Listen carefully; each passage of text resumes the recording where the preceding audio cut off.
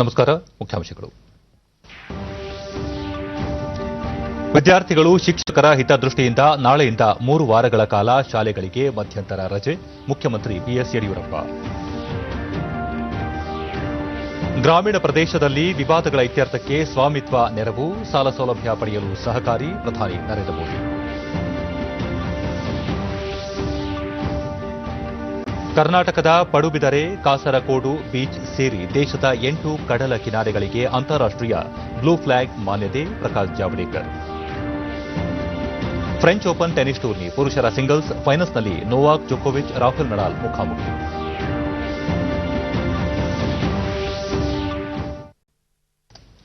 ವಾರ್ತೆಗಳ ವಿವರ.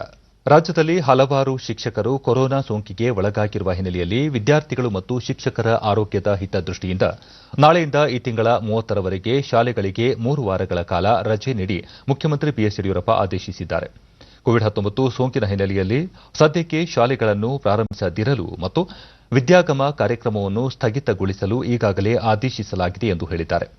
ಶಾಲೆಗಳಿಗೆ ಮಧ್ಯಂತರ ರಜೆ ಘೋಷಿಸಿ ಆದೇಶ ಹೊರಡಿಸುವಂತೆಯೂ ಹಿರಿಯ ಅಧಿಕಾರಿಗಳಿಗೆ ಈಗಾಗಲೇ ನಿರ್ದೇಶನ ನೀಡಿರುವುದಾಗಿ ಅವರು ತಿಳಿಸಿದ್ದಾರೆ. ಮೈಸೂರು ದಸರಾ ಸಂದರ್ಭದಲ್ಲಿ ಕೋವಿಡ್-19 ಸೋಂಕು ಹರಡದಂತೆ ಕೈಗೊಳ್ಳಬೇಕಾಗಿರುವ ಮುಂಜಾಗ್ರತಾ ಕ್ರಮಗಳ ಕುರಿತು ಮುಖ್ಯಮಂತ್ರಿ ಬಿಎಸ್ ಯಡಿಯೂರಪ್ಪ ಬೆಂಗಳೂರಿನಲ್ಲಿಂದು ಚರ್ಚೆ ನಡೆಸಿದರು.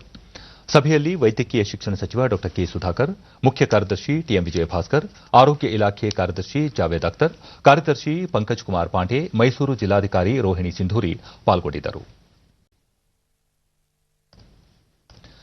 ಆತ್ಮನಿರ್ಭರ ಭಾರತದ ಕಲ್ಪನೆಗೆ ಪೂರಕವಾಗಿ ಇಂದು ಚಾಲನೆ ನೀಡಿರುವ ಸ್ವಾಮಿತ್ವ ಯೋಜನೆಯು ಗ್ರಾಮೀಣ ಜನರನ್ನು ಸ್ವಾವಲಂಬಿಗಳನ್ನಾಗಿ ಮಾಡುವಲ್ಲಿ ಸಹಕಾರಿಯಾಗಿದ್ದು, ಮುಂದಿನ 3-4 ವರ್ಷಗಳಲ್ಲಿ ದೇಶದ ಎಲ್ಲ ಗ್ರಾಮೀಣ ಜನರಿಗೆ ಭೌತಿಕ ಆಸ್ತಿ ಪತ್ರ ನೀಡಲಾಗುವುದು ಎಂದು ಪ್ರಧಾನಿ ನರೇಂದ್ರ ಮೋದಿ ಪ್ರಕಟಿಸಿದ್ದಾರೆ. ವರ್ಚುವಲ್ ಕಾರ್ಯಕ್ರಮದ ಮೂಲಕ ಸ್ವಾಮಿತ್ವ ಯೋಜನೆ ಅಡಿಯಲ್ಲಿ ಆಸ್ತಿ ಪತ್ರ ಭೌತಿಕ ವಿತರಣೆಗೆ ಚಾಲನೆ ನೀಡಿದ ಅವರು, ಕರ್ನಾಟಕ, ಹರಿಯಾಣ, ಮಧ್ಯಪ್ರದೇಶ, ಉತ್ತರಾಖಂಡ್ ಮತ್ತು ಉತ್ತರ ಪ್ರದೇಶದ ಸಾವಿರಾರು ಕುಟುಂಬಗಳಿಗೆ ಇಂದು ಅವರ ಆಸ್ತಿಗಳ ಹಕ್ಕುಪತ್ರ ನೀಡಲಾಗುತ್ತಿದೆ ಎಂದು ಪ್ರಧಾನಿ ನರೇಂದ್ರ ಮೋದಿ ತಿಳಿಸಿದ್ದಾರೆ. ಈ ಅಧಿಕಾರ ಕಾನೂನಾತ್ಮಕ ದಾಖಲೆಯಾಗಿದ್ದು, ಗ್ರಾಮೀಣರ ವಸತಿ ಹಕ್ಕು ಅವರಲ್ಲೇ ಇರುತ್ತದೆ. ಸರ್ಕಾರ ಅದರಲ್ಲಿ ಮಧ್ಯಪ್ರವೇಶಿಸಲು ಆಗುವುದಿಲ್ಲ. ಇದು ಗ್ರಾಮೀಣರ ಬದುಕಿನಲ್ಲಿ ಐತಿಹಾಸಿಕ ಪರಿವರ್ತನೆ ತರಲಿದೆ. ಇಂದು ನಾವು ಇದಕ್ಕೆ ಸಾಕ್ಷಿಯಾಗಿದ್ದೇವೆ ಎಂದರು. ಈ ಬೃಹತ್ ಕಾರ್ಯಕ್ರಮವನ್ನು ದೇಶದ ಗ್ರಾಮೀಣರ ಏಳಿಗೆಗೆ ದುಡಿದ 2 ಮಹಾನ್ ಸುಪುತ್ರರಾದ ಭಾರತ ರತ್ನ ಲೋಕನಾಯಕ ಜಯಪ್ರಕಾಶ್ ನಾರಾಯಣ್ ಮತ್ತು ಭಾರತ ರತ್ನ ನಾನಾಜಿ ದೇಶ್ಮುಖ್ ಅವರ ಜಯಂತಿಯಂದು ಆರಂಭಿಸಲಾಗುತ್ತಿದೆ ಎಂದು ತಿಳಿಸಿದರು. ಸ್ವಾಮಿತ್ವ ಯೋಜನೆ ಗ್ರಾಮೀಣ ಪ್ರದೇಶದಲ್ಲಿ ಅನೇಕ ವಿವಾದಗಳು ಇತ್ಯರ್ಥವಾಗಲು ಪೂರಕವಾಗಿದೆ. ಜಮೀನು ಮತ್ತು ಮನೆಯ ಒಡೆತನದ ಪತ್ರ ದೇಶದ ವಿಕಾಸದಲ್ಲಿ ದೊಡ್ಡ ಪಾತ್ರ ನಿರ್ವಹಿಸಲಿದೆ. ಯಾವಾಗ ಸ್ವತ್ತಿನ ದಾಖಲೆ ಇರುತ್ತದೋ ಆಗ ಸ್ವತ್ತು ಸುರಕ್ಷಿತವಾಗಿರುತ್ತದೆ. ನಾಗರಿಕರ ಆತ್ಮವಿಶ್ವಾಸವೂ ಹೆಚ್ಚುತ್ತದೆ. ಗ್ರಾಮೀಣರಿಗೆ ಸಾಲ ಸೌಲಭ್ಯ ಸುಲಭವಾಗಿ ಲಭ್ಯವಾಗಲಿದೆ ಎಂದರು. आत्मनिर्भर भारत अभियान में आज देश ने एक और बड़ा कदम उठा लिया है. स्वामित्व योजना गांव में रहने वाले हमारे भाइयों बहनों को आत्मनिर्भर बनाने में बहुत मदद करने वाली है. आज हरियाणा, कर्नाटक, मध्य प्रदेश, महाराष्ट्र, उत्तराखंड और उत्तर प्रदेश के हजारों परिवारों को उनके घरों के कानूनी कागज सौंपे गए हैं और अगले 3-4 साल में देश के हर गांव में हर घर को इस तरह के प्रॉपर्टी कार्ड देने का प्रयास किया जाएगा. और साथियों, मुझे बहुत खुशी है कि आज इतना विराट काम एक ऐसे दिन हो रहा है. इस दिवस का बहुत बड़ा महत्वपूर्ण है. आज के दिवस का हिंदुस्तान के इतिहास में भी बहुत बड़ा महत्व है और वो निश्चित रूप से बहुत बड़ी सफलता. ಇದಕ್ಕೂ ಮುನ್ನ ಮಾತನಾಡಿದ ಕೇಂದ್ರ ಕೃಷಿ ಮತ್ತು ರೈತರ ಕಲ್ಯಾಣ ಸಚಿವ ನರೇಂದ್ರ ಸಿಂಗ್ ತೋಮರ್, ಪ್ರಧಾನಿಯವರು ಅಧಿಕಾರಕ್ಕೆ ಬಂದ ದಿನದಿಂದ ಗ್ರಾಮ, ಬಡವರು ಮತ್ತು ರೈತರ ಕಲ್ಯಾಣದ ಬದ್ಧತೆಯನ್ನು ಪ್ರದರ್ಶಿಸಿದ್ದಾರೆ. ಈ ನಿಟ್ಟಿನಲ್ಲಿ ಹಲವು ಕ್ರಮ ಕೈಗೊಂಡಿದ್ದು ಗ್ರಾಮೀಣ ಜನರ ಜೀವನವನ್ನು ಸುಗಮಗೊಳಿಸಿದ್ದಾರೆ ಎಂದರು. ಹಳ್ಳಿಗಳಿಗೆ ರಸ್ತೆ ಸಂಪರ್ಕ, ವಿದ್ಯುತ್ ಪೂರೈಕೆ, ಉಜ್ವಲ ಯೋಜನೆ ಅಡಿ ಅಡುಗೆ ಅನಿಲ ಪೂರೈಕೆ, ಪ್ರತಿ ಮನೆಗೂ ಶೌಚಾಲಯ, 7 ಕೋಟಿ ಮಹಿಳೆಯರಿಗೆ ಜೀವನೋಪಾಯ ಕಲ್ಪಿಸುವ ಯೋಜನೆ ಸೇರಿದಂತೆ ಹಲವು ಪ್ರಯತ್ನಗಳು ಮಾಡಿದ್ದು ಇದೆಲ್ಲವೂ ದೇಶದ ಪ್ರಗತಿಗೆ ಪೂರಕವಾಗಿವೆ ಎಂದರು. ಸ್ವಾಮಿತ್ವ ಯೋಜನೆ ಅಡಿಯಲ್ಲಿ ಇಂದು ಆಸ್ತಿ ಪತ್ರಗಳ ಭೌತಿಕ ವಿತರಣೆಯು ಗ್ರಾಮೀಣ ಜನರಿಗೆ ತಮ್ಮ ಹಕ್ಕು ದಯಪಾಲಿಸುತ್ತದೆ ಎಂದರು. ಇದೇ ಸಂದರ್ಭದಲ್ಲಿ ಆಯ್ದ ಫಲಾನುಭವಿಗಳೊಂದಿಗೆ ಪ್ರಧಾನಿ ಸಂವಾದ ನಡೆಸಿದರು.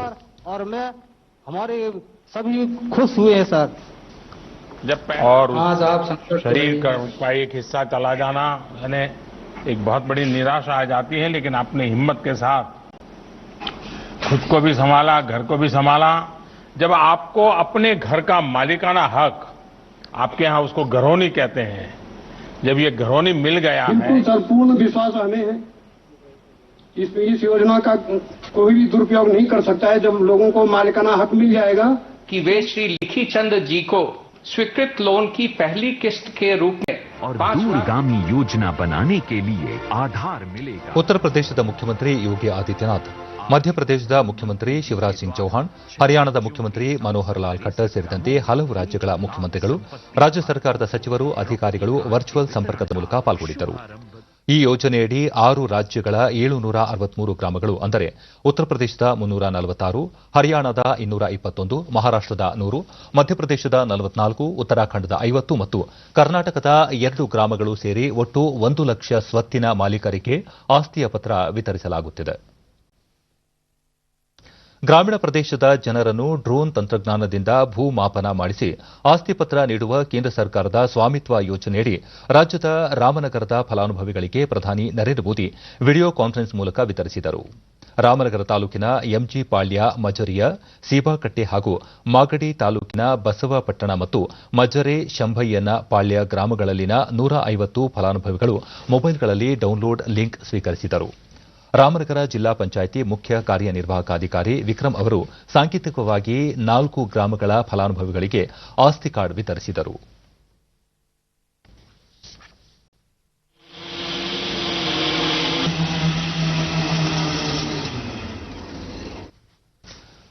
ದೇಶದ ಗ್ರಾಮೀಣ ಜನರಿಗೆ ಮತ್ತು ರೈತರಿಗೆ ಸ್ವತ್ತಿನ ದಾಖಲೆಯ ಡಿಜಿಟಲ್ ದಾಖಲೆ ಒದಗಿಸುವ ಸ್ವಾಮಿತ್ವ ಯೋಜನೆಗೆ ಚಾಲನೆ ನೀಡುವ ಮೂಲಕ ಪ್ರಧಾನಿ ನರೇಂದ್ರ ಮೋದಿ ಅವರು ಗ್ರಾಮೀಣ ರೈತಾಪಿ ಜನರಿಗೆ ಸ್ವಾತಂತ್ರ್ಯ ಕೊಡಿಸಿದ್ದಾರೆ ಎಂದು ಬಿಜೆಪಿ ರಾಷ್ಟೀಯ ಅಧ್ಯಕ್ಷ ಜೆಪಿ ನಡ್ಡಾ ಹೇಳಿದ್ದಾರೆ. ಬಿಹಾರದ ಬೋಧಗಯಾದಲ್ಲಿ ವಿಧಾನಸಭೆ ಚುನಾವಣೆ ಹಿನ್ನೆಲೆಯಲ್ಲಿ ಸಾರ್ವಜನಿಕ ಸಭೆ ಉದ್ದೇಶಿಸಿ ಅವರು ದೇಶದ 6 ಲಕ್ಷಕ್ಕೂ ಹೆಚ್ಚು ಗ್ರಾಮೀಣ ಪ್ರದೇಶದ ಜನರಿಗೆ ಅವರ ಭೂಮಿಯ ಒಡೆತನದ ದಾಖಲೆ ದೊರಕಿಸಲು ಈ ಯೋಜನೆ ರೂಪಿಸಲಾಗಿದೆ ಎಂದು ವಿವರಿಸಿದರು. ಡ್ರೋನ್ ಮತ್ತು ಉಪಗ್ರಹ ನೆರವಿನಿಂದ ಈ ಕಾರ್ಯ ಮಾಡುತ್ತಿದ್ದು ಸ್ವತ್ತಿನ ನಿಖರ ಅಳತೆಯನ್ನು ದಾಖಲಿಸಲಾಗುತ್ತದೆ. ದೇಶ ಮೋದಿ ಅವರ ಕಲ್ಪನೆಯೊಂದಿಗೆ ಹೊಸ ಎತ್ತರಕ್ಕೆ ಏರುತ್ತಿದೆ ಎಂದು ಅವರು ಹೇಳಿದರು. डिजिटल कार्ड मिलेगा और वही कार्ड उसकी जमीन का प्रमाण बन जाएगा. इस तरीके से मोदी जी ने भारत के किसानों को आजाद कर दिया. अब आपको पटवारी के चक्कर नहीं लगाने पड़ेंगे. अब आपको जमीन का इंतकाल करने के लिए दौड़ना नहीं पड़ेगा. अब आपको जनेब लगा करके नपवाने के लिए किसी पटवारी का चक्कर नहीं लगाना पड़ेगा. अब सारे का सारा काम ड्रोन से और सैटेलाइट से और नीचे रेखा खींच करके और उधर वेरीफाई करने के बाद हर की जमीन, हर का मकान कितने फीट का है, इसका स्वामित्व कार्ड बनेगा और 6,32,000 गांव में एक व्यक्ति का स्वामित्व रिकॉर्ड बनेगा और वो मिलेगा. ये आज के दिन शुरू हुआ है, इसके लिए मैं आपको बधाई देना चाहता हूं. ಅಂತಾರಾಷ್ಟೀಯ ಬ್ಲೂ ಫ್ಲಾಗ್ ಪ್ರಮಾಣ ಪತ್ರಕ್ಕೆ ಶಿಫಾರಸು ಮಾಡಲಾಗಿದ್ದ ದೇಶದ 8 ಕಡಲ ಕಿನಾರೆಗಳು ಮಾನ್ಯತೆ ಪಡೆದಿದ್ದು ಭಾರತಕ್ಕೆ ಇದು ಹೆಮ್ಮೆಯ ಕ್ಷಣ ಎಂದು ಅರಣ್ಯ ಮತ್ತು ಹವಾಮಾನ ಬದಲಾವಣೆ ಖಾತೆ ಸಚಿವ ಪ್ರಕಾಶ್ ಜಾವಡೇಕರ್ ತಿಳಿಸಿದ್ದಾರೆ. ಇದೇ ಮೊದಲ ಬಾರಿಗೆ ಕರ್ನಾಟಕದ ಉಡುಪಿ ಜಿಲ್ಲೆ ಪಡುಬಿದರೆ ಮತ್ತು ಕಾಸರಕೋಡು ಬೀಚ್ ಸೇರಿದಂತೆ ಭಾರತದ 8 ಕಡಲ ಕಿನಾರೆಗಳನ್ನು ಪ್ರತಿಷ್ಠಿತ ಅಂತಾರಾಷ್ಟೀಯ ಪರಿಸರ ಪ್ರಾಮಾಣೀಕರಣ ಬ್ಲೂ ಫ್ಲಾಗ್ಗೆ ಕಳುಹಿಸಲಾಗಿತ್ತು. ಈ ಎಲ್ಲ ಕಡಲ ಕಿನಾರೆಗಳಿಗೆ ಬ್ಲೂ ಫ್ಲಾಗ್ ಪ್ರಮಾಣ ಪತ್ರ ದೊರೆತಿದೆ. ಕೆಪಿಸಿಸಿ ಅಧ್ಯಕ್ಷ ಡಿಕೆ ಶಿವಕುಮಾರ್, ವಿಧಾನಸಭೆ ವಿರೋಧ ಪಕ್ಷದ ನಾಯಕ ಸಿದ್ದರಾಮಯ್ಯ ಕೆಪಿಸಿಸಿ ಕಚೇರಿಯಲ್ಲಿಂದು ಪಕ್ಷದ ಮುಖಂಡರು, ಶಾಸಕರು, ಪರಾಜಿತ ಶಾಸಕರು, ವಿಧಾನ ಪರಿಷತ್ ಸದಸ್ಯರು, ಮಾಜಿ ಸದಸ್ಯರು ಹಾಗೂ ಸಂಯೋಜಕರ ಸಭೆ ನಡೆಸಿದರು. ಶಿರಾ ಹಾಗೂ ರಾಜರಾಜೇಶ್ವರಿ ನಗರ ವಿಧಾನಸಭಾ ಕ್ಷೇತ್ರಗಳ ಉಪಚುನಾವಣೆ ಸಂಬಂಧ ಸಭೆಯಲ್ಲಿ ಚರ್ಚೆ ನಡೆಸಲಾಯಿತು. ಮಾಜಿ ಉಪ ಮುಖ್ಯಮಂತ್ರಿ ಡಾ ಜಿ ಪರಮೇಶ್ವರ್, ವಿಧಾನ ಪರಿಷತ್ ಪ್ರತಿಪಕ್ಷ ಮುಖಂಡ ಎಸ್ಆರ್ ಪಾಟೀಲ್, ಕೆಪಿಸಿಸಿ ಕಾರ್ಯಾಧ್ಯಕ್ಷ ಸಲೀಂ ಅಹಮದ್, ಟಿಬಿ ಜಯಚಂದ್ರ, ರಾಜಣ್ಣ ಮತ್ತಿತರರು ಭಾಗವಹಿಸಿದ್ದರು.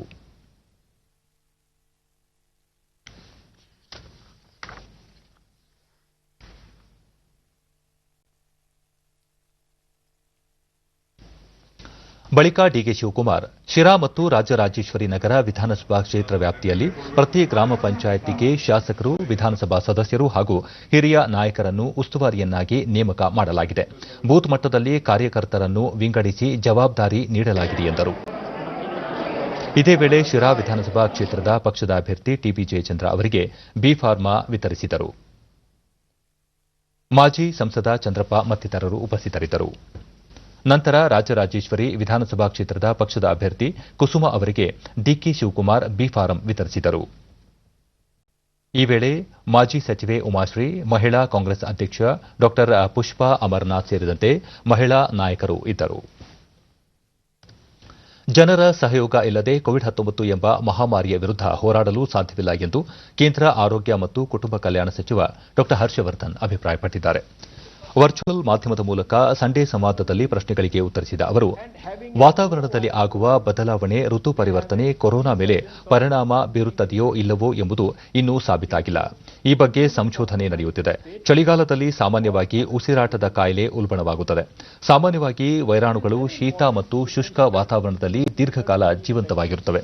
ಇದರಲ್ಲಿ ಇನ್ಫ್ಲೂಯೆಂಜಾ ವೈರಾಣು ಪ್ರಮುಖವಾಗಿದೆ. ಇದರ ಜೊತೆಗೆ ಕೊರೋನಾದ 4 ಪ್ರಕಾರದ ವೈರಾಣುಗಳು ಕೂಡ ಶೀತಕಾಲದಲ್ಲಿ ತ್ವರಿತವಾಗಿ ಪಸರಿಸುತ್ತವೆ ಎಂದರು. In his or her body belonging to the same or different strain. As I had informed earlier also, ICMR is commissioning a study to understand the true burden of reinfected cases. ದೇಶದ ಆರೋಗ್ಯ ಸಚಿವರಾಗಿ ಪ್ರತಿಯೊಬ್ಬರ ಪ್ರಾಣ ರಕ್ಷಣೆ ತಮ್ಮ ಪ್ರಥಮ ಧರ್ಮವಾಗಿದೆ ಎಂದು ಹೇಳಿದ್ದಾರೆ. ಆಯುರ್ವೇದದಲ್ಲಿ ಕಾಯಿಲೆಯ ನಿರ್ವಹಣೆಗೆ ಸಂಬಂಧಿಸಿದಂತೆ ಸಮಗ್ರ ದೃಷ್ಟಿಕೋನವಿದೆ ಎಂದು ಪ್ರತಿಪಾದಿಸಿದ್ದಾರೆ. ಹಬ್ಬಗಳ ಪರ್ವದ ಸಂದರ್ಭದಲ್ಲಿ ಅವರು ಯಾವುದೇ ಧರ್ಮ ಅಥವಾ ದೇವರು, ಮಂದಿರ, ಮಸೀದಿ, ಪೆಂಡಾಲ್ಗಳಿಗೆ ಹೋಗಿ ವೈಭವೋಪೇತವಾಗಿ ಹಬ್ಬ ಆಚರಿಸುವಂತೆ ತಿಳಿಸುವುದಿಲ್ಲ. ದೇವರು ನೀಡಿರುವ ಈ ಜೀವನದಲ್ಲಿ ಮತ್ತೊಬ್ಬರಿಗೆ ಎಷ್ಟು ಸಹಾಯ ಮಾಡಿದರೂ ಅದು ಕಡಿಮೆಯೇ ಎಂದು ಅವರು ತಿಳಿಸಿದ್ದಾರೆ. ಪ್ರತಿಯೊಬ್ಬರೂ ಮಾಸ್ಕ್, 2 ಗಜ ಅಂತರ, ಕರ ನೈರ್ಮಲ್ಯದಂಥ ಮುನ್ನೆಚ್ಚರಿಕಾ ಕ್ರಮಗಳನ್ನು ಪಾಲಿಸಿ ಸೋಂಕು ತಗುಲದಂತೆ ಎಚ್ಚರ ವಹಿಸಬೇಕು ಎಂದು ಮನವಿ ಮಾಡಿದರು. लंबे समय तक जीवित रहते हैं. इनमें इन्फ्लुएंजा वायरस प्रमुख है. इसके अलावा कोरोना के 4 अन्य प्रकार के वायरस भी हैं जो सर्दियों में तेजी से फैलते हैं. इसलिए कोरोना वायरस के संक्रमण से बचने के साथ साथ आप कोरोना से बचाव के लिए सभी जरूरी व्यवहारों का पालन अवश्य करें. The Feluda paper strip test for SARS-CoV-2 diagnosis has been developed by one of our premier institutions of CSIR, that is IGIB, and has been approved by the Drug Controller General of India for a commercial launch. The kit has already been validated by the Department of Atomic Energy's National Center for Biological Science, Bangalore. Feluda was used in testing samples of over 2,000 patients during the trials at the Institute of Genomics and Integrative Biology. Bharat ಇಂದು ಮತ್ತೊಂದು ಸಾಧನೆ ಮಾಡಿದ್ದು, Covid ಸೋಂಕಿನಿಂದ ಗುಣಮುಖರಾದವರ ಸಂಖ್ಯೆ 60,77,976 ತಲುಪಿದೆ ಎಂದು ಕೇಂದ್ರ ಆರೋಗ್ಯ ಮತ್ತು ಕುಟುಂಬ ಕಲ್ಯಾಣ ಸಚಿವಾಲಯ ತಿಳಿಸಿದೆ. ಪ್ರತಿನಿತ್ಯ ಕೋವಿಡ್ನಿಂದ ಗುಣಮುಖರಾಗುತ್ತಿರುವವರ ಸಂಖ್ಯೆಯಲ್ಲಿ ಹೆಚ್ಚಳವಾಗುತ್ತಿದ್ದು, ದೈನಿಕ ಚೇತರಿಕೆಯಲ್ಲಿ ನಿತ್ಯ ಏರಿಕೆಯಾಗುತ್ತಿದೆ. ಕಳೆದ 24 ಗಂಟೆಗಳ ಅವಧಿಯಲ್ಲಿ 89,154 ರೋಗಿಗಳು ಚೇತರಿಸಿಕೊಂಡಿದ್ದಾರೆ. ಇದರೊಂದಿಗೆ ದೇಶದ ಚೇತರಿಕೆ ದರ ಶೇಕಡಾ 86.17 ತಲುಪಿದೆ. ಸತತ 8 ದಿನಗಳು ದೇಶದಲ್ಲಿ 1,000ಕ್ಕಿಂತ ಕಡಿಮೆ ಕೋವಿಡ್ ಸಂಬಂಧಿ ಸಾವು ಸಂಭವಿಸಿದೆ. ಕಳೆದ 24 ಗಂಟೆಗಳ ಅವಧಿಯಲ್ಲಿ ಈ ಮೃತ್ಯು ಪ್ರಮಾಣ 918 ಆಗಿತ್ತು. ದೇಶದಲ್ಲಿರುವ ಒಟ್ಟು ಸಕ್ರಿಯ ಪ್ರಕರಣಗಳ ಸಂಖ್ಯೆ 8,67,496 ಆಗಿದೆ. ಮಹಾರಾಷ್ಟ್ರ, ಕರ್ನಾಟಕ ಸೇರಿದಂತೆ 5 ರಾಜ್ಯಗಳಲ್ಲಿ ದೇಶದಲ್ಲಿರುವ ಒಟ್ಟು ಸಕ್ರಿಯ ಪ್ರಕರಣಗಳ ಪೈಕಿ ಶೇಕಡಾ 61ರಷ್ಟಿದ್ದರೂ ಈ ರಾಜ್ಯಗಳು ಒಟ್ಟಾರೆ ಚೇತರಿಕೆಯ ದರದಲ್ಲಿ ಅರ್ಧಕ್ಕಿಂತ ಹೆಚ್ಚು ಪಾಲು ಹೊಂದಿವೆ ಎಂದು ಸಚಿವಾಲಯ ತಿಳಿಸಿದೆ. ಮಾರಕ ಕೊರೋನಾ ಸೋಂಕು ಪ್ರಸರಣ ನಿಗ್ರಹದ ನಿಟ್ಟಿನಲ್ಲಿ ಪರೀಕ್ಷೆಗೆ ಒತ್ತು ನೀಡಲಾಗಿದ್ದು, ಕಳೆದ 24 ಗಂಟೆಗಳ ಅವಧಿಯಲ್ಲಿ ದೇಶದಾದ್ಯಂತ 10,78,000 ಕೊರೋನಾ ಮಾದರಿಗಳ ಪರೀಕ್ಷೆ ನಡೆಸಲಾಗಿದೆ ಎಂದು ಭಾರತೀಯ ವೈದ್ಯಕೀಯ ಸಂಶೋಧನಾ ಮಂಡಳಿ ಐಸಿಎಂಆರ್ ತಿಳಿಸಿದೆ. ಇದರೊಂದಿಗೆ ದೇಶದಲ್ಲಿ ಈವರೆಗೆ ಒಟ್ಟು 8,68,00,000ಕ್ಕೂ ಅಧಿಕ ಕೊರೋನಾ ಮಾದರಿ ಪರೀಕ್ಷೆ ನಡೆಸಿದಂತಾಗಿದೆ. ಪರೀಕ್ಷೆ, ಪತ್ತೆ ಮತ್ತು ಸೂಕ್ತ ಚಿಕಿತ್ಸೆಯನ್ನು ಹೆಚ್ಚಿಸುವ ಮೂಲಕ ಮಾರಕ ಕೊರೋನಾ ನಿಗ್ರಹಿಸಲು ದೇಶದಾದ್ಯಂತ ಕ್ರಮ ಕೈಗೊಳ್ಳಲಾಗಿದೆ ಎಂದು ಆರೋಗ್ಯ ಮತ್ತು ಕುಟುಂಬ ಕಲ್ಯಾಣ ಸಚಿವಾಲಯ ತಿಳಿಸಿದೆ. ಬೆಳಗಾವಿಯಲ್ಲಿ ಮಹಿಳೆಯರ ತಂಡವೊಂದು ಕೋವಿಡ್-19 ಸೋಂಕಿನಿಂದ ಮೃತಪಟ್ಟವರನ್ನು ಸ್ಮಶಾನಕ್ಕೆ ತಂದು ಅಂತಿಮ ಸಂಸ್ಕಾರ ನಡೆಸುವ ಮೂಲಕ ಸಾರ್ವಜನಿಕರ ಪ್ರಶಂಸೆಗೆ ಪಾತ್ರವಾಗಿದ್ದಾರೆ. ಹೆಲ್ಪ್ ಫಾರ್ ನೀಟ್ ತಂಡದಲ್ಲಿನ ಮಹಿಳಾ ಸದಸ್ಯರು ಯಾವುದೇ ಅಳುಕಿಲ್ಲದೆ ಅನಾಥ ಹಾಗೂ ಕೋವಿಡ್-19 ಸೋಂಕಿನಿಂದ ಮೃತಪಟ್ಟ ಶವಗಳನ್ನು ಆಸ್ಪತ್ರೆಗಳಿಂದ ಸ್ಮಶಾನಕ್ಕೆ ತಂದು ವಿಧಿವಿಧಾನಗಳ ಮೂಲಕ ಅಂತ್ಯಕ್ರಿಯೆ ನಡೆಸುತ್ತಾರೆ. ಮಾಧುರಿ ಜಾಧವ ಎಂಬ ಮಹಿಳೆ ಮೊದಲಿಗೆ ಈ ಕಾರ್ಯವನ್ನು ಆರಂಭಿಸಿದ್ದು, ಕಳೆದ 2 ತಿಂಗಳಿನಿಂದ ಕೆಲಸ ಮಾಡುತ್ತಿದ್ದಾರೆ. ಇವರಿಂದ ಪ್ರೇರಣೆ ಪಡೆದ ಮತ್ತೆ ಕೆಲ ಮಹಿಳೆಯರು ಈ ಸೇವೆಯಲ್ಲಿ ತೊಡಗಿಸಿಕೊಂಡಿದ್ದಾರೆ.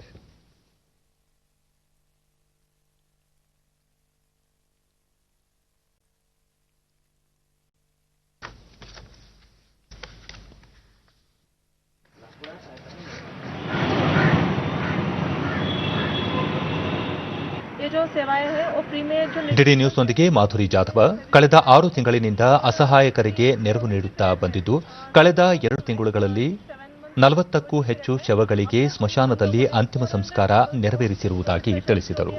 नॉन कोविड है उनको सेवा दी है हमारी तरफ से, और मैं पिछले 2 महीने से मैं भी ये फ्री एम्बुलेंस और फ्री हर्ष वैन लेके जा रही हूँ सर. और मैंने एम्बुलेंस चलाने का और बॉडी जो कोविड की और नॉन कोविड की जो भी बॉडीज है उनको उठाने का मैंने तब से काम स्टार्ट किया है. और अब तक मैंने 40 के अबाउट पीपल्स जो है कोविड है नॉन कोविड है उनको मैंने सर्विस दी है. ಆಮೇಲೆ ಈಗ ಅನಾಥ ಶವಗಳಾಯ್ತು, ಆಮೇಲೆ ಕೋವಿಡ್ ಆಗಿದ್ದಕ್ಕೆ ತಂಡದ ಇನ್ನೋರ್ವ ಸದಸ್ಯೆ ಪ್ರೀತಿ ಬಸವರಾಜ್ ಸೋಂಕಿತ ರೋಗಿಗಳಿಗೆ ಆಮ್ಲಜನಕ ಪೂರೈಸುವಲ್ಲಿಯೂ ಮುಂದಾಗಿರುವುದಾಗಿ ಹೇಳಿದರು. ಮುಂದೆ ಬಂದಕ್ಕೆ ಸರ್ ಆ ಶವಗಳಿಗೂ ಅಂತಿಮ ಸಂಸ್ಕಾರ ಏನೇನು ಕೊಡ್ಬೇಕಲ್ಲ ಅದನ್ನ ಪ್ರಾಪರ್ಲಿ ಕೊಟ್ಟಕ್ಕೆ ಸರ್ ಅವರಿಗೆ ಒಂದು ಅಂತಿಮ ವಿದಾಯ ಹೇಳಿದ್ರು. ತಂಡದ ಪುರುಷ ಸದಸ್ಯ ಸುಧೀಂದ್ರ ಅನಗೋಳಕರ ತಮ್ಮದೊಂದು ಆಂಬ್ಯುಲೆನ್ಸ್ ಅನ್ನು ಈ ಕೆಲಸಕ್ಕೆ ಬಳಸಿಕೊಳ್ಳುತ್ತಿದ್ದು, ಮಹಿಳೆಯರ ಸೇವೆ ಸಾರ್ವಜನಿಕರ ಮೆಚ್ಚುಗೆಗೆ ಪಾತ್ರವಾಗಿದೆ ಎಂದರು. ಆ ತರದಲ್ಲಿ ಒಂದು ನನ್ನ ಹತ್ರ ಇರುತ್ತೆ, ಒಂದು ಆಂಬ್ಯುಲೆನ್ಸ್ ಲೇಡೀಸ್ ಅವರು ನಡ್ಸತ್ತಾರೆ. ಮತ್ತೆ ಅದನ್ನ ನಡೆಸೋ ಟೈಮ್ ಅವರ ಅಂತಿಮ ಕ್ರಿಯೆನು ಡೆಡ್ ಬಾಡಿ ಕಟ್ಟೋದಿರ್ಲಿ ಇಟ್ಟ ಅದ ಎಲ್ಲ ಮಣ್ಣ ಮಠ ಎಲ್ಲ ಅವರೇ ಮಾಡತ್ತಾರೆ ಮುಂದೋಗಿ.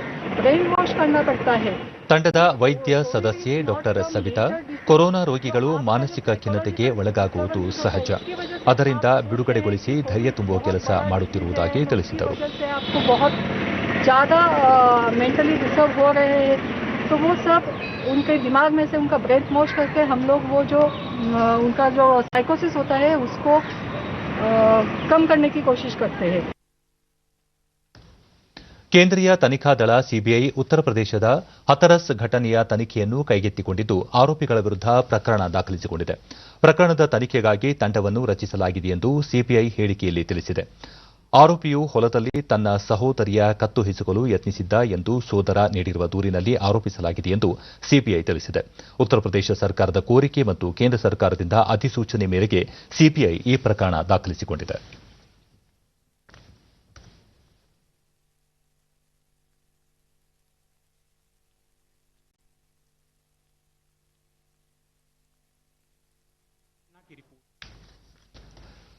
ಭಾರತಮಾಲಾ ಪರಿಯೋಜನೆ ಅಡಿ 2020ರಲ್ಲಿ 12,413 ಕಿಲೋಮೀಟರ್ ಉದ್ದದ ಒಟ್ಟು 322 ಯೋಜನೆಗಳಿಗೆ ಅನುಮೋದನೆ ನೀಡಲಾಗಿದ್ದು, ಇದೇ ದಿನಾಂಕದವರೆಗೆ 2,921 ಕಿಲೋಮೀಟರ್ ರಸ್ತೆ ನಿರ್ಮಾಣ ಮಾಡಲಾಗಿದೆ ಎಂದು ರಸ್ತೆ ಸಾರಿಗೆ ಮತ್ತು ಹೆದ್ದಾರಿ ಸಚಿವಾಲಯ ತಿಳಿಸಿದೆ. ಭಾರತಮಾಲಾ ಪರಿಯೋಜನೆಯ ಮೊದಲ ಹಂತದ ಯೋಜನೆಯಡಿ ಎನ್ಎಚ್ಡಿಪಿ ಮಾರ್ಗದಲ್ಲಿ ಬಾಕಿ ಉಳಿದಿರುವ 10,000 ಕಿಲೋಮೀಟರ್ ಸೇರಿದಂತೆ ಸುಮಾರು 34,800 ಕಿಲೋಮೀಟರ್ ರಸ್ತೆ ಅಭಿವೃದ್ಧಿಗೆ 5,35,000 ಕೋಟಿ ರೂಪಾಯಿ ಅಂದಾಜು ಮಾಡಲಾಗಿದೆ ಎಂದು ತಿಳಿಸಿದೆ. ಭಾರತಮಾಲಾ ಪರಿಯೋಜನೆ ಹೆದ್ದಾರಿ ವಲಯದ ವ್ಯಾಪ್ತಿಯ ಕಾರ್ಯಕ್ರಮವಾಗಿದ್ದು ಆರ್ಥಿಕ ಕಾರಿಡಾರ್ಗಳು ಅಂತರ ಕಾರಿಡಾರ್ಗಳು ಮತ್ತು ಸಂಪರ್ಕ ಮಾರ್ಗಗಳು ರಾಷ್ಟೀಯ ಕಾರಿಡಾರ್ಗಳ ಸಾಮರ್ಥ್ಯ ವರ್ಧನೆ ಗಡಿ ಮತ್ತು ಅಂತಾರಾಷ್ಟೀಯ ಸಂಪರ್ಕ ರಸ್ತೆಗಳು ಕರಾವಳಿ ಮತ್ತು ಬಂದರು ಸಂಪರ್ಕ ರಸ್ತೆಗಳು ಹಾಗೂ ಹಸಿರು ವಲಯ ಎಕ್ಸ್ಪ್ರೆಸ್ ರಸ್ತೆಗಳ ಸಮರ್ಥ ಮಧ್ಯಸ್ಥಿಕೆಯ ಮೂಲಕ ನಿರ್ಣಾಯಕ ಮೂಲಸೌಕರ್ಯದ ಕಂದಕವನ್ನು ತುಂಬಿ ದೇಶದಾದ್ಯಂತ ಸರಕು ಮತ್ತು ಪ್ರಯಾಣಿಕರ ಸಂಚಾರದ ಗರಿಷ್ಠ ಸಾಮರ್ಥ್ಯ ವರ್ಧನೆಗೆ ಗಮನ ಹರಿಸುತ್ತಿದೆ.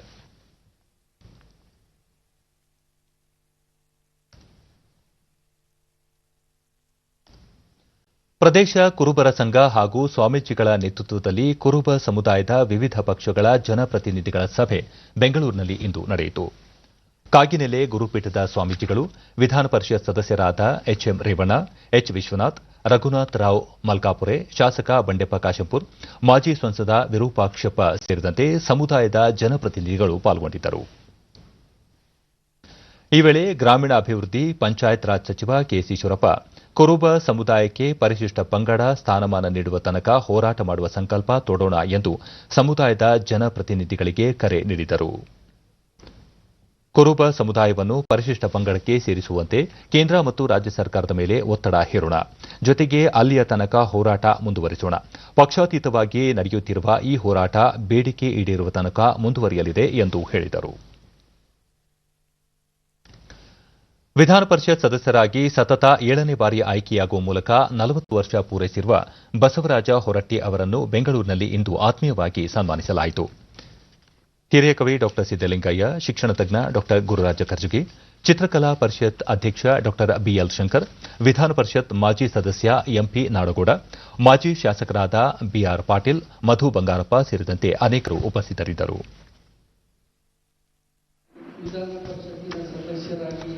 ಈ ವೇಳೆ ಡಾ ಸಿದ್ದಲಿಂಗಯ್ಯ ಭಾರತೀಯ ರಾಜಕಾರಣದ ಇತಿಹಾಸದಲ್ಲಿ ಸತತ 7 ಬಾರಿ ವಿಧಾನ ಪರಿಷತ್ಗೆ ಆಯ್ಕೆಯಾಗುವ ಮೂಲಕ ಬಸವರಾಜ ಹೊರಟ್ಟಿ ಅವರು ವಿಶಿಷ್ಟ ದಾಖಲೆ ಬರೆದಿದ್ದಾರೆ. ಶಿಕ್ಷಕರ ಕ್ಷೇತ್ರವನ್ನು ಪ್ರತಿನಿಧಿಸಿ ಶಿಕ್ಷಕರ ಮನಸ್ಸಿನಲ್ಲಿ ಅಚ್ಚಳಿಯದೆ ಉಳಿದಿದ್ದಾರೆ. ಕೊರೋನಾ ಸಂಕಷ್ಟದ ಸಮಯದಲ್ಲಿ ಖಾಸಗಿ ಶಾಲೆಗಳು ಶಿಕ್ಷಕರಿಗೆ ಸಂಬಳ ನೀಡದ ಸಮಯದಲ್ಲಿ ಸರ್ಕಾರದ ಮೇಲೆ ಒತ್ತಡ ಹೇರಿ ಸಂಬಳ ಕೊಡಿಸುವ ಕೆಲಸ ಮಾಡಿದ್ದಾರೆ ಎಂದು ಹೇಳಿದರು. ಸಾಧನೆಯ ದೃಷ್ಟಿಯಿಂದಲೂ ಕೂಡ ಅಭಿನಂದನೀಯವಾಗಿದೆ ಎಂದು ನಾವೆಲ್ಲ ಗಮನಿಸಬೇಕಾದ ಅಂಶವಾಗಿದೆ. 42 ವರ್ಷಗಳ ಅವಧಿ ಈ 42 ವರ್ಷಗಳ ಅನುಭವದ ಅವಧಿ 50 ವರ್ಷಗಳತ್ತ ಮುಂದುವರಿಯಲಿ ಎಂದು ಹೃದಯ ತುಂಬಿ ಹಾರೈಸಿದೆ. ಹಿರಿಯ ಪತ್ರಕರ್ತ ಕೃಷ್ಣ ಪ್ರಸಾದ್ 40 ವರ್ಷಗಳ ಕಾಲ ವಿಧಾನ ಪರಿಷತ್ ಸದಸ್ಯರಾಗಿ ಆಯ್ಕೆಯಾಗುತ್ತಾ ಬರುತ್ತಿರುವುದು ದಾಖಲೆ ಮತ್ತು ಸಾಧನೆಯೇ ಸರಿ ಎಂದು ಹೇಳಿದರು. ಅದಕ್ಕೊಂದು ಸಾಧನೆಯ ಸಮಾವೇಶ ಅಂತ ಒಂದು ಬೆಳೆಯುತ್ತೆ ಒಂದು ವರ್ಷ. ಸೊ ನಮ್ಮ ಸಮಾಜದಲ್ಲಿ ನಮ್ಮ ಈ ವ್ಯವಸ್ಥೆಯಲ್ಲಿ ಸಾಧನೆ ಮತ್ತು ದಾಖಲೆಯ ಒಂದು ಪದಕ್ಕೆ ಅರ್ಥವೇ ಇಲ್ಲ. ಆದರೆ ಶ್ರೀ ಹೊರಟ್ಟಿ ಅವರದು ನಿಜವಾದ ಒಂದು ಸಾಧನೆ, ನಿಜವಾದ ಒಂದು ದಾಖಲೆ ನನ್ನ ಮನಸ್ಸಿನಲ್ಲಿ. ಬಡವರು ಮತ್ತು ಆರ್ಥಿಕ ದುರ್ಬಲ ವರ್ಗಗಳ ಆರೋಗ್ಯ ರಕ್ಷಣೆಗಾಗಿ ಕೇಂದ್ರ ಸರ್ಕಾರ ಜಾರಿಗೊಳಿಸಿರುವ ಆಯುಷ್ಮಾನ್ ಭಾರತ ಯೋಜನೆಗೆ 2 ವರ್ಷ ತುಂಬಿದೆ.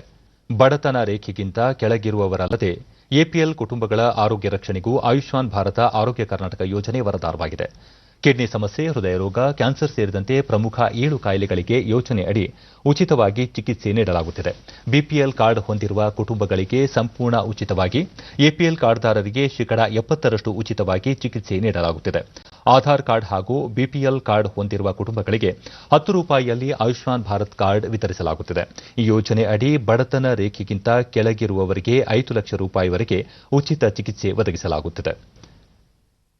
ಚಿತ್ರದುರ್ಗ ಜಿಲ್ಲೆಯಲ್ಲಿ 4 ಖಾಸಗಿ ಆಸ್ಪತ್ರೆಗಳು ಸೇರಿದಂತೆ ಎಲ್ಲ ಸರ್ಕಾರಿ ಆಸ್ಪತ್ರೆಗಳನ್ನು ಆಯುಷ್ಮಾನ್ ಯೋಜನೆ ವ್ಯಾಪ್ತಿಗೆ ತರಲಾಗಿದ್ದು, ಬಡವರು, ನಿರ್ಗತಿಕರು, ಆರ್ಥಿಕವಾಗಿ ದುರ್ಬಲರಾದವರ ಪಾಲಿನ ಆಶಾಕಿರಣವಾಗಿ ನೆರವಿಗೆ ಬಂದಿದೆ.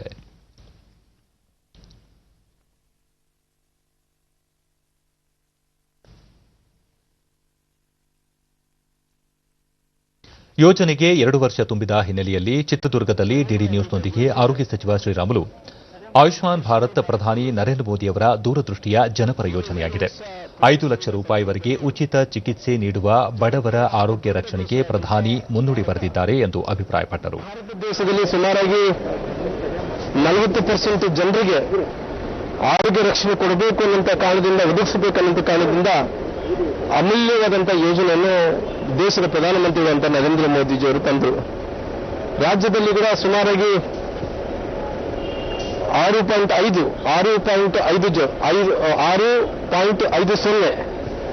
ಕೋಟಿ ಜನರು ಏನಿದೆ, 6.5 ಕೋಟಿ ಜನ ಏನಿದ್ದಾರೆ, ಸುಮಾರಾಗಿ 3 ಲಕ್ಷ 4 ಲಕ್ಷ ಜನರು BPL ಕಾರ್ಡ್ದಾರರು ಇದ್ದಾರೆ. ಅವರೆಲ್ಲರೂ ಕೂಡ ಅನುಕೂಲ ಆಗಬೇಕು ಅನ್ನುವಂಥ ಕಾರಣದಿಂದ ಈ ಯೋಜನೆಯನ್ನು ಜಾರಿ ತರುವಂಥ ಕೆಲಸ ಕೂಡ ಮಾಡಿದ್ದಾರೆ. ಸುಮಾರಾಗಿ 5 ಲಕ್ಷ ರೂಪಾಯಿ ತನಕ ಕೂಡ ಅವರು ಆರೋಗ್ಯ ವಿಮಾ ಯೋಜನೆಯ ಮೂಲಕ ಈ ಸೌಲಭ್ಯವನ್ನು ಪಡ್ಕೊಳ್ತಾ ಇದ್ದಾರೆ. ಇಡೀ ದೇಶದಲ್ಲಿ ಇವತ್ತು ಇಡೀ ರಾಜ್ಯದಲ್ಲಿ ಇವತ್ತು ಪ್ರಶಂಸೆಯನ್ನು ಮಾಡುವಂಥ ಕೆಲಸ ದೇಶದ ಪ್ರಧಾನಮಂತ್ರಿಗಳಂತ ನರೇಂದ್ರ ಮೋದಿಜಿಯವರು ಮಾಡಿದ್ದಾರೆ. ಇವತ್ತು ಭಾರತ್ ಆಯುಷ್ಮಾನ್ ಭವ ಅನ್ನುವಂಥ ಕಾರ್ಯಕ್ರಮ ಬಹಳಷ್ಟು ಜನರಿಗೆ ಉಪಯೋಗವಾದಂಥ ಕಾರ್ಯಕ್ರಮ. ನಾವು BPL ಜಿಲ್ಲಾ ಆರೋಗ್ಯ ಅಧೀಕ್ಷಕ ಡಾ ಪಾಲಾಕ್ಷಪ್ಪ, ಯೋಜನೆಯಡಿ ಜಿಲ್ಲೆಯಲ್ಲಿ ಸುಮಾರು 15 ಕೋಟಿ ರೂಪಾಯಿಗೂ ಹೆಚ್ಚಿನ ಮೊತ್ತದ ಚಿಕಿತ್ಸೆ ನೀಡಲಾಗಿದೆ. ಹೀಗೆ ಚಿಕಿತ್ಸೆ ನೀಡಿದ ಹಣವನ್ನು ಕೇಂದ್ರ ಸರ್ಕಾರ ಮತ್ತೆ ಆಸ್ಪತ್ರೆಗೆ ಮರಳಿ ನೀಡುತ್ತಿದ್ದು ಅಭಿವೃದ್ಧಿ ಕಾರ್ಯಗಳಿಗೆ ಬಳಸಲಾಗುತ್ತಿದೆ ಎಂದು ಮಾಹಿತಿ ನೀಡಿದರು. ಆಯುಷ್ಮಾನ್ ಭಾರತ್ ಅಂತಂದ್ಬಿಟ್ಟು ಸೆಪ್ಟೆಂಬರ್ 25ನೇ ತಾರೀಕು 2018ರಂದು ಅದನ್ನ ಒಂದು ಕೇಂದ್ರ ಸರ್ಕಾರದಿಂದ ಘೋಷಣೆ ಮಾಡಿದ್ರು. ಈಗ ಆಯುಷ್ಮಾನ್ ಭಾರತ ಮತ್ತೆ ಆರೋಗ್ಯ ಕರ್ನಾಟಕ ಎರಡೂ ಒಂದು ಗುರಿ ಒಂದನೇ. ಎಲ್ಲ ಬಡ ಜನಗಳಿಗೆ ಒಂದು ಡೋರ್ ಟು ಡೋರ್ ಬರ್ತಕ್ಕಂಥ ಒಂದು ಏನು ಚಿಕಿತ್ಸೆಯನ್ನ ಒಂದು BPL ಕಾರ್ಡ್ ಹೋಲ್ಡರ್ಗೆ ಮತ್ತೆ APL ಕಾರ್ಡ್ ಹೋಲ್ಡರ್ಗೆ ಉಚಿತವಾಗಿ ಸಿಗ್ತಕ್ಕಂಥ ವ್ಯವಸ್ಥೆನ ಮಾಡುವ ಉದ್ದೇಶವಾಗಿ ಚೆಸ್.com ಆಯೋಜಿಸಿದ್ದ ಚದುರಂಗ ಸ್ಪರ್ಧೆ 2020ರ ಕಿರಿಯರ ತ್ವರಿತ ಆನ್ಲೈನ್ ಪಂದ್ಯಾವಳಿಯಲ್ಲಿ ಭಾರತದ ಯುವ ಆಟಗಾರ ನಿಹಾಲ್ ಸರೀನ್ ರಷ್ಯಾದ ವಿಶ್ವ ಜೂನಿಯರ್ 6ನೇ ಶ್ರೇಯಾಂಕಿತ ಅಲೆಕ್ಸ್ ಸರನಾ ಅವರನ್ನು ಅಂತಿಮ ಸ್ಪರ್ಧೆಯಲ್ಲಿ 18-7ರಿಂದ ಮಣಿಸಿ ಜಯಶಾಲಿಯಾಗಿದ್ದಾರೆ. ಈ ಗೆಲುವಿನೊಂದಿಗೆ 8,766 ಅಮೆರಿಕನ್ ಬಹುಮಾನ ಪಡೆದಿರುವ 16 ವರ್ಷದ ಸೆರಿನ್ 2020ರ ತ್ವರಿತ ಚೆಸ್ ಚಾಂಪಿಯನ್ಶಿಪ್ನ ಫೈನಲ್ಸ್ನಲ್ಲಿ ಆಡಲು ಅರ್ಹತೆ ಪಡೆದಿದ್ದಾರೆ. ಪ್ಯಾರಿಸ್ನಲ್ಲಿಂದು ನಡೆಯುತ್ತಿರುವ ಫ್ರೆಂಚ್ ಓಪನ್ ಟೆನಿಸ್ ಟೂರ್ನಿಯ ಪುರುಷರ ಸಿಂಗಲ್ಸ್ ವಿಭಾಗದ ಫೈನಲ್ಸ್ ಸೆರ್ಬಿಯಾದ ನಂಬರ್ 1 ಆಟಗಾರ ನೊವಾಕ್ ಜೊಕೋವಿಚ್ ಮತ್ತು 2ನೇ ಶ್ರೇಯಾಂಕಿತ ಆಟಗಾರ ಸ್ಪೇನ್ನ ರಾಫೆಲ್ ನಡಾಲ್ ನಡುವೆ ಆಟ ಪ್ರಗತಿಯಲ್ಲಿದೆ. ನಿನ್ನೆ ರಾತ್ರಿ ನಡೆದ ಪಂದ್ಯದಲ್ಲಿ ಮಹಿಳೆಯರ ಸಿಂಗಲ್ಸ್ ವಿಭಾಗದಲ್ಲಿ ಐಗಾ ಸ್ವಿಟೆಕ್ ಚೊಚ್ಚಲ ಪ್ರಶಸ್ತಿಗೆ ಭಾಜನರಾಗಿದ್ದಾರೆ. ಸ್ವಿಟೆಕ್ 6-4, 6-1 ನೇರ ಸೆಟ್ಗಳಲ್ಲಿ ಅಮೆರಿಕದ 4ನೇ ಶ್ರೇಯಾಂಕಿತ ಆಟಗಾರ್ತಿ ಸೋಫಿಯಾ ಕೆನಿನ್ ಅವರನ್ನು ಪರಾಭವಗೊಳಿಸಿ ಪ್ರಶಸ್ತಿ ತಮ್ಮದಾಗಿಸಿಕೊಂಡರು. ಶ್ರೇಯಾಂಕರಹಿತ ಆಟಗಾರ್ತಿ ಸ್ವಿಟೆಕ್ ಪೋಲೆಂಡ್ ಪರ ಮೊದಲ ಬಾರಿಗೆ ಗ್ರ್ಯಾಂಡ್ ಸ್ಲಾಮ್ ಚಾಂಪಿಯನ್ ಆಗಿ ಹೊರಹೊಮ್ಮಿದ್ದಾರೆ. ಬಂಗಾಳಕೊಲ್ಲಿಯಲ್ಲಿನ ವಾಯುಭಾರ ಕುಸಿತದಿಂದಾಗಿ ಮುಂಬೈ, ಕರ್ನಾಟಕ, ತಮಿಳುನಾಡು, ಕೇರಳ ಸೇರಿದಂತೆ ದಕ್ಷಿಣದ ಹಲವು ರಾಜ್ಯಗಳಲ್ಲಿ ವ್ಯಾಪಕ ಮಳೆಯಾಗುತ್ತದೆ. ಮಹಾರಾಷ್ಟದ ಮುಂಬೈ, ಥಾಣೆ, ಕೊಂಕಣ ಸೇರಿದಂತೆ ಹಲವು ಭಾಗಗಳಲ್ಲಿ ಮುಂದಿನ 3 ದಿನಗಳ ಕಾಲ ಭಾರೀ ಮಳೆಯಾಗುವ ಸಾಧ್ಯತೆ ಇದೆ ಎಂದು ಹವಾಮಾನ ಇಲಾಖೆ ಮುನ್ಸೂಚನೆ ನೀಡಿದೆ. ಕರ್ನಾಟಕದ ಹಲವು ಜಿಲ್ಲೆಗಳಲ್ಲಿಯೂ ಸಹ ನಿನ್ನೆ ಭಾರೀ ಮಳೆಯಾಗಿದ್ದು, ರಾಜಧಾನಿ ಬೆಂಗಳೂರು ಸೇರಿದಂತೆ ವಿಜಯಪುರ, ಚಿತ್ರದುರ್ಗ, ಧಾರವಾಡ, ಬೆಳಗಾವಿ, ಹಾವೇರಿ, ಬಾಗಲಕೋಟೆ, ಕೊಡಗು ಸೇರಿದಂತೆ ಹಲವು ಜಿಲ್ಲೆಗಳಲ್ಲಿ ಧಾರಾಕಾರ ಮಳೆಯಾಗಿದೆ. ಮುಂದಿನ 2 ದಿನಗಳ ಕಾಲ ರಾಜ್ಯದ ಹಲವು ಜಿಲ್ಲೆಗಳಲ್ಲಿ ಮಳೆ ಮುಂದುವರಿಯುವ ಸಾಧ್ಯತೆ ಇದ್ದು, ಕೆಲವು ಜಿಲ್ಲೆಗಳಲ್ಲಿ ಯೆಲ್ಲೋ ಅಲರ್ಟ್ ಘೋಷಿಸಲಾಗಿದೆ. ಇನ್ನು ಹವಾವರ್ತಮಾನ. ರಾಜ್ಯದ ಉತ್ತರ ಒಳನಾಡಿನಲ್ಲಿ ನೈಋತ್ಯ ಮುಂಗಾರು ತೀವ್ರ, ದಕ್ಷಿಣ ಒಳನಾಡು ಹಾಗೂ ಕರಾವಳಿಯಲ್ಲಿ ಚುರುಕು.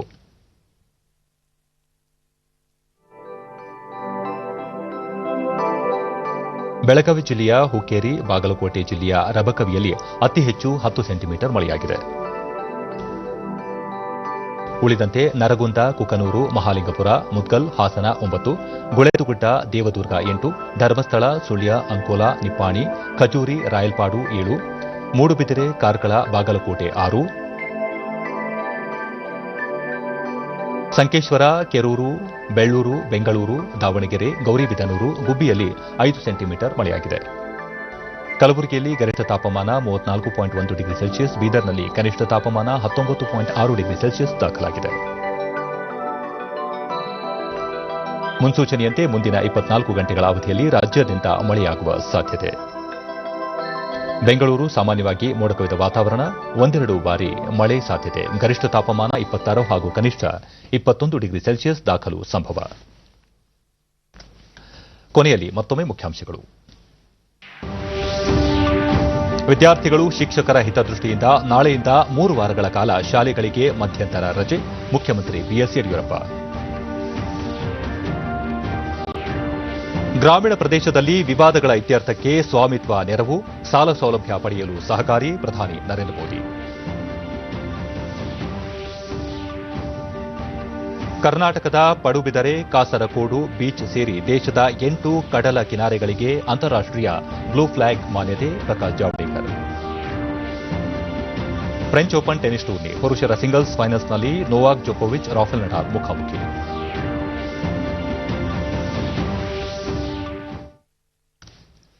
ವೀಕ್ಷಕರೇ, ತಪ್ಪದೇ ಮಾಸ್ಕ್ ಧರಿಸಿ. ನೀವು ಸುರಕ್ಷಿತವಾಗಿರುವುದರೊಂದಿಗೆ ನಿಮ್ಮವರನ್ನು ಸುರಕ್ಷಿತವಾಗಿರಿಸಿ. ಸರಿಯಾದ ಕ್ರಮದಲ್ಲಿ ಮುಖಗವಸು ತಪ್ಪದೇ ಧರಿಸಿ. ನಮ್ಮ ಮುಂದಿನ ವಾರ್ತಾ ಪ್ರಸಾರ ರಾತ್ರಿ 9 ಗಂಟೆಗೆ ಡಿಡಿ ಚಂದನದಲ್ಲಿ. ನಮಸ್ಕಾರ.